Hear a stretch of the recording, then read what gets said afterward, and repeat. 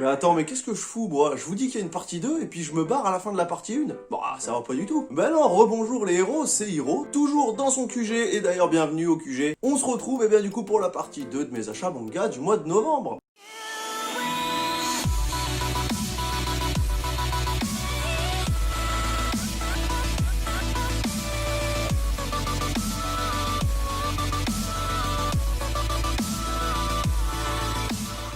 Bon, on perd pas de temps du coup et on commence avec le premier duo que j'ai acheté puisqu'il fallait que je rattrape un tout petit peu mon retard. J'avais zappé un tome. Ouais, ça arrive, j'ai zappé un tome. Bon bah, ça arrive. On va parler du tome 9 et 10 de Boruto puisque enfin j'ai récupéré mes deux petits tomes. Et je peux vous dire qu'en ce moment, Boruto, eh bien ça devient incroyablement stylé. Clairement, j'avais peur au départ que Boruto ça soit un peu un pétard mouillé, un peu à la sauce, voilà, faut vendre des goodies, donc faut continuer à faire des persos, des histoires, mais je trouve pas, je trouve qu'il est vraiment cool à lire. Donc voilà, j'ai pu rattraper mon retard, j'ai lu les deux tomes et clairement c'est de la frappe, en particulier le petit tome 10 là, qui m'a mis quand même pas mal de pression et j'ai vraiment kiffé. Bien entendu, derrière l'œuvre originale, on retrouve Masashi Kishimoto qui est superviseur un peu sur le projet. Au dessin, on a Mikio Ikemoto et au scénario, on trouve Ukio Kodashi ou Ukio Kodashi. En tout cas pour l'instant, puisque, eh bien, je sais pas si vous êtes au courant, mais je pense que oui, eh bien c'est terminé pour le scénariste actuel. Il avait signé avec Masashi Kishimoto eh bien une dizaine de tomes et on est arrivé au tome 10 avant de devoir quitter eh bien l'aventure de Boruto, et donc c'est actuellement normalement Masashi Kishimoto qui va reprendre le scénario tout simplement de Boruto, en espérant qu'il ne nous tue pas l'œuvre puisqu'actuellement elle est quand même assez cool. Et voilà, très clairement je pense qu'avant il était sur Samurai 8, que le manga a malheureusement été arrêté et donc bah, il a du temps maintenant, donc ça doit pas trop le déranger de reprendre. Après je me dis, est-ce que de base si Samurai 8 avait continué, est-ce qu'il aurait essayé de négocier avec son scénariste actuel, puisque je pense pas qu'il aurait été vraiment assez disponible pour faire à la fois Samurai 8 et à la fois Boruto. En tout cas pour le prix des tomes, eh ben, c'est un prix standard, un peu moins de 7 €, je crois que c'est 6,85 et ce sont les éditions Kana. En tout cas si vous êtes un gros fan de Naruto, que vous avez vu l'œuvre principale et que vous voulez un peu prolonger l'expérience, n'ayez pas d'a priori, Boruto, c'est quand même assez stylé. Allez, on continue avec un manga que je continue d'acheter mais que j'ai arrêté de lire, je vous le cache pas. Alors c'est pas parce que je kiffe pas, bien au contraire, mais c'est parce que j'ai tellement de trucs à lire en ce moment que faut faire des choix. Mais malgré tout, je veux pas prendre du retard et donc on va parler aujourd'hui du tome 13 de Dr. Stone. Dr. Stone qui est un manga que je kiffe vraiment, avec un univers bien à lui, donc si vous ne connaissez pas, je peux que vous le conseiller. En plus, c'est dessiné par Boichi. Si vous êtes habitué de la chaîne, vous savez à quel point je kiffe le petit style graphique de Boichi. Et au scénario, on retrouve Riichiro Inagaki, qui, si je vous dis pas de bêtises, on m'a appris récemment qu'il était l'auteur de High Shield 21. Voilà, je savais pas du tout, je savais que c'était Murata derrière les dessins, mais pas du tout que c'était lui. Bon passer d'High Shield 21 à un manga quand même qui parle de science et d'univers préhistorique, chapeau, en tout cas c'est plutôt bien réussi. Pour le prix, c'est un prix standard, on est à 6,90 et ce sont les éditions Glénat. Voilà, en tout cas Dr. Stone, si vous connaissez pas, allez vous renseigner. Et puis si vous kiffez pas trop la lecture, eh bien il y a l'animé, donc vous n'avez pas d'excuses. Allez, on continue avec un manga qui, bien, je l'avais dit, un de mes abonnés m'a appris qu'il allait bientôt être terminé, puisque du coup je crois que c'est déjà l'avant-dernier tome. On parle de Tokyo Shinobi Squad, avec, je sais pas vous, mais je trouve que la couverture est vraiment très jolie. Voilà, Tokyo Shinobi Squad, que j'avais quand même bien kiffé. Alors, je vous l'avais recommandé sans plus, c'est assez bien, mais c'est pas non plus le truc le plus révolutionnaire.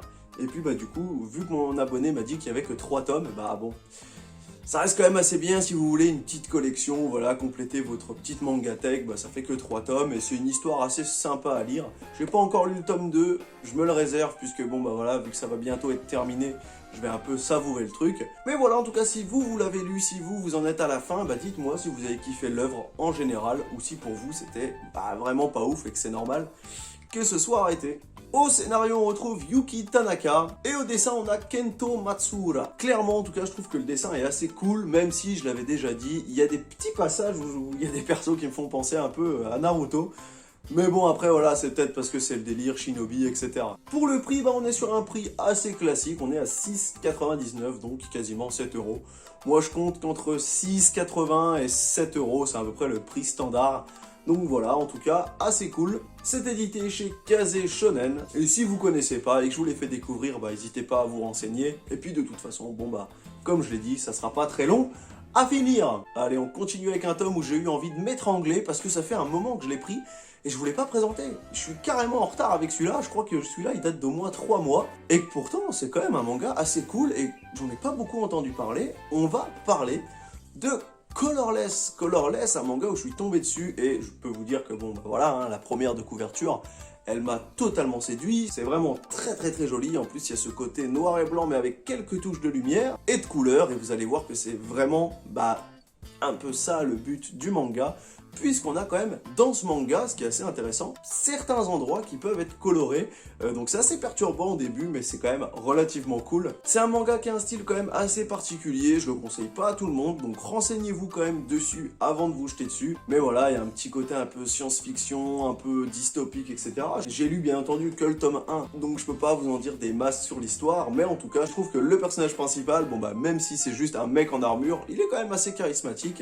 Et puis vous savez, ça arrange toujours pour que même si ce soit des casques ou des armures, on arrive quand même à voir un peu les expressions, un peu les sentiments que veulent dégager le personnage. Et puis je suis vachement intéressé de voir ce que va devenir la petite dynamique là du petit duo qu'on voit ici. Pour le prix, je crois qu'il était quand même plus cher qu'un tome normal, je crois qu'il était presque à 8 € ou peut-être même à 8,50 €. Donc voilà, ça reste un tome un peu plus cher que les standards et clairement, je peux pas le conseiller à tout le monde parce que ça reste quand même un truc qui a l'air d'être pour un public relativement de niche, sauf si, bien entendu, avec le temps, ça finit par s'ouvrir à d'autres horizons. Mais je trouve que le tome 1 plaira peut-être pas forcément à tout le monde. Si je dis pas de bêtises, eh bien, le manga est un manga de Kent, c'est écrit juste ici. Alors, je sais pas si c'est lui qui gère toute l'œuvre, le dessin, le scénario, etc.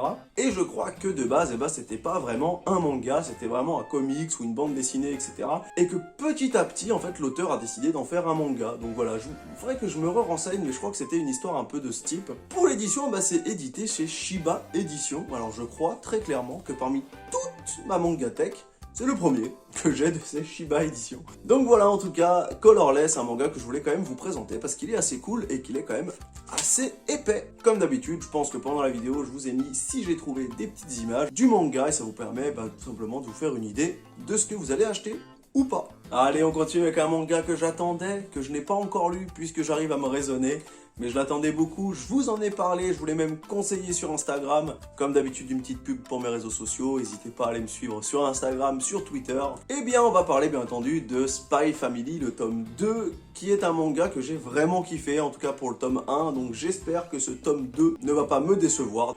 Pour ce qui est de la première de couverture, on est à peu près sur un truc similaire à celle qu'il y avait du coup pour le tome 1, sauf que là on a la petite fille et que sur le tome 1, je crois qu'on a le héros principal. J'ai pas vu le tome 3, mais donc quelque chose me laisse à penser qu'on aura la mère présumée de Spy Family qui fera office du coup de première de couverture, en tout cas ça me paraît logique. Spy Family, c'est un manga comme je vous avais dit où je suis tombé dessus par hasard, je l'ai lu et j'ai vraiment kiffé, donc si vous ne connaissez pas, eh bien renseignez-vous et n'hésitez pas à aller le lire parce que vraiment c'est super cool. C'est un manga de Tatsuya Endo et c'est édité chez Kurokawa. Et pour le prix, on est sur un prix standard 6,90 €. Et c'est 6,90 € de pur plaisir. Ouais, je sais, je vous vends grave le truc, mais clairement, je kiffe, donc n'hésitez pas à vous renseigner. Bon, allez, on termine cette partie 2 de mes achats manga du mois, avec du coup, un manga que vous connaissez, qui n'est pas sorti en novembre, en tout cas pas en novembre de cette année, puisqu'on va parler de la suite de l'aventure que je continue petit à petit, jour après jour. Fairy Tail, et oui les amis, je sais que beaucoup d'entre vous, vous n'aimez pas Fairy Tail, mais moi j'aime Fairy Tail, vous pouvez voir comme j'aime Fairy Tail. J'ai hâte de pouvoir enfin mettre des figurines de Fairy Tail, puisque clairement là on a le Joker, on a 2 figurines du Joker, et on a une petite sœur de Bioshock. Clairement ça n'a rien à foutre là, mais voilà, c'est histoire de dégayer un peu le truc. Et donc j'ai enfin récupéré 4 nouveaux tomes, puisqu'ils étaient en occasion, et c'est assez cool du coup les tomes d'occasion. J'en suis donc maintenant au tome 59, qui a l'air assez stylé, je vois l'image, alors... Je vais pas non plus trop me spoiler, puisqu'en fait, moi, au niveau des lectures, j'en suis au tome 30, mais je crois clairement qu'on voit un Natsu vraiment vénère contre, eh bien, visiblement, Grey, qui aurait une espèce de nouvelle technique, la peau un peu en mode Sasuke possédé, etc. Donc, bon, je vais pas me spoiler tout ça, mais ça a l'air quand même assez vénère. Après, on connaît, je sais que c'est le manga du pouvoir de l'amitié, où tout est tout beau, tout est tout rose, mais moi, je kiffe, donc voilà, en plus, c'est Hiro Mashima. Je kiffe son style de dessin, je kiffe ses univers.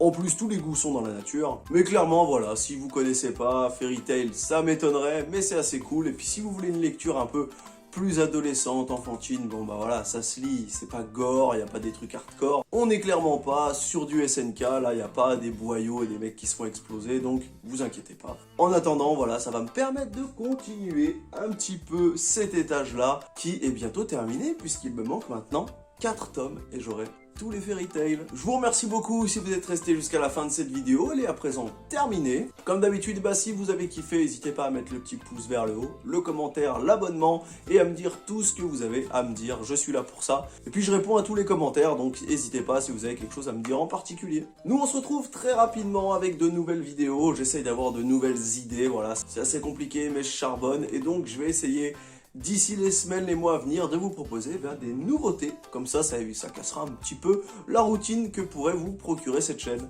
En attendant, merci encore d'être resté jusqu'à la fin. J'ai hâte de vous revoir pour une prochaine vidéo et c'était Hiro pour vous servir.